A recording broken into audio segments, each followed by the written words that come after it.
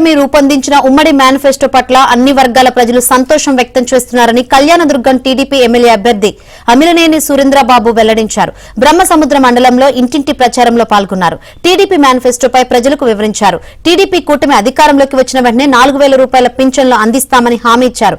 2.5 ఏళ్లలోనే BTP project ద్వారా చెరువులకు సాగునీరు అందిస్తామన్నారు సురేంద్రబాబు. కళ్యాణదుర్గంలో టీడీపీ గెలుపు ఖాయమని ధీమా వ్యక్తం చేశారు.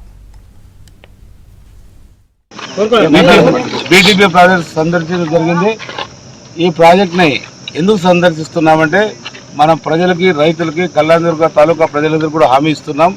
రాబోయే 2.5 సంవత్సరాల్లో ప్రతి చెరువుకి, ప్రతి గ్రామానికి, ప్రతి ఒక్క రైతు కూడా ఆనందంగా ఉండేటట్టు వాళ్ళందరూ కూడా నీళ్లు ఎలా ఇవ్వాలి ఏంటి అనేది ఒక అధ్యయనం చేయడానికి ఇక్కడికి రావడం జరిగింది. ఖచ్చితంగా ఏదైతే చెప్పామో 2.5 సంవత్సరాలు, రాబోయే 2.5 సంవత్సరంలో ఈ బీటీపీ చెరువుని నీటితో నింపడం ఖాయంగా చేస్తాను. ఎప్పుడైతే నీటితో నింపుతామో మా కళ్యాణదుర్గ ప్రాంతానికి ఏదైతే కుడికాల ద్వారా పోయే 4,000 ఎకరాలకు కూడా ఆయకట్టుకు నీళ్ళు అందిస్తాం. అలాగే 114 చెరువులు కూడా మన ప్రాంతంలోనే ఉన్నాయి. అది కాకుండా ఇంకో 3 చెరువులు అదనంగా అడిగారు, అవి కూడా చేస్తామని చెప్పాం.